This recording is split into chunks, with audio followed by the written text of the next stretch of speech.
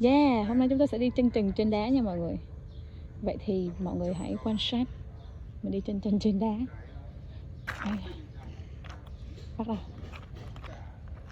Cái lợi ích của cái việc mà đi chân trần trên sỏi đá, nó kích huyệt hoạt đạo ở dưới lòng bàn chân của mình rất là nhiều ấy.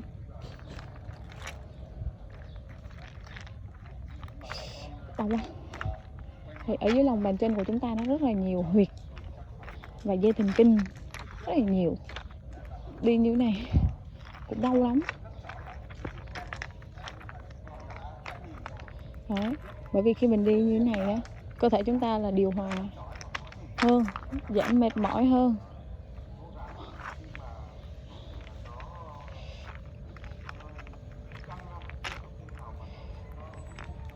Khi mình đi cái này thì mình sẽ phải hít thở bình thường ha. Hít thở đều. À, đau quá.